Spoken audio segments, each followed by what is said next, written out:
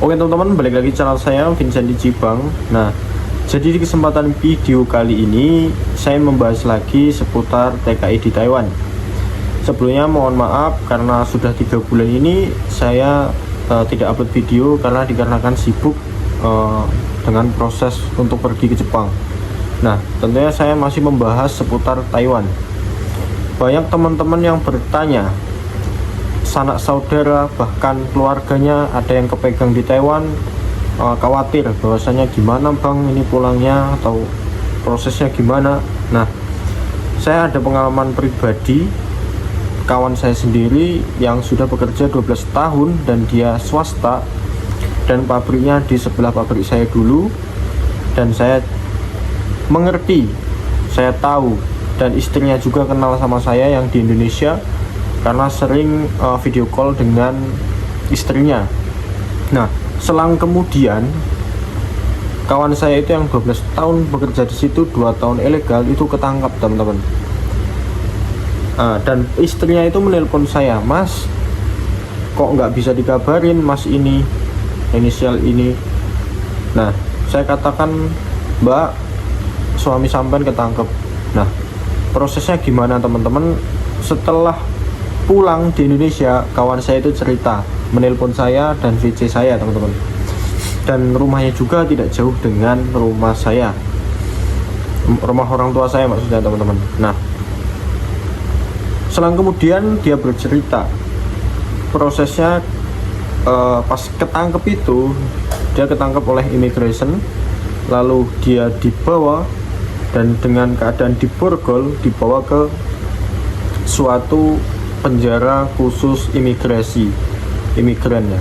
Jadi dia di penjara, saya diceritakan detailnya teman-teman. Di penjara, habis itu dikasih baju ganti, dikasih kasur seperti ini teman-teman di dalam penjara, dan HP barang bawaannya disita. Dengan kondisi yang sedang bekerja, teman saya kotor, itu disuruh mandi, habis itu dikasih ganti. Setelah itu kita tidak boleh megang apapun teman-teman, tidak boleh megang apapun meskipun duit lain sebagainya, dan dipegang oleh petugasnya. Itu disimpan ya teman-teman, jangan khawatir. Untuk teman-teman jangan khawatir, itu barangnya disimpan, tidak diambil alih. Nanti kalau kalian pulang itu dikasihkan kembali, entah itu uang, HP, itu udah ada datanya teman-teman. Nah, ini beda lagi. Kalau ketangkep pas nggak megang uang, itu kalian akan dipindah ke penjara yang proses negara. Kalau kita punya uang, kita bayar denda kisaran 5 juta, dan tiket pesawat itu 5 juta, total cuman 10 jutaan. Itu makan juga bayar teman-teman di dalam penjara. Itu yang saya katakan, itu bayar, belum buat makan, belum buat denda 5 juta sama tiket 5 juta, jadi 10 juta belum makan ya teman-teman. Nah, kalau kita tidak mampu, kita dipindahkan dan diproses negara, kita tetap pulang, tapi itu agak lama diurusnya. Tapi kalau kita bayar, kita punya uang, kita tidak dipindah di situ. Semisal kalau di Indonesia di polsek lah, nah itu kita ada uang, kita nggak dipindah ke Polda, semisal ini ya teman-teman. Seandainya ketika di Taiwan seperti itu, tapi itu penjara immigration.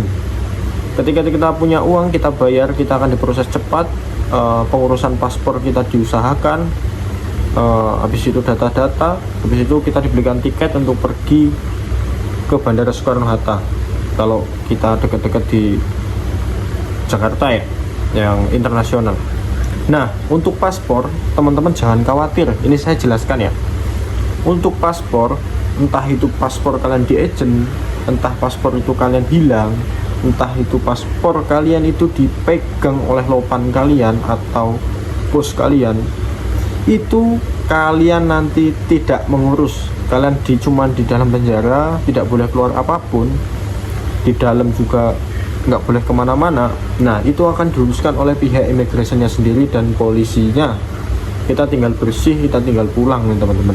Jadi jangan khawatir untuk teman-teman yang sanak saudaranya kepegang atau lain dan sebagainya. kalian jangan bimbang. Nah, itu cerita singkat saya, dan itu kejadian real ya teman-teman, saya tidak buat-buat, itulah kejadiannya. Semoga video ini bermanfaat untuk kalian, dan silahkan yang ada ditanyakan atau bertanya-tanya silahkan komen di bawah atau DM IG saya Vincent_Chen.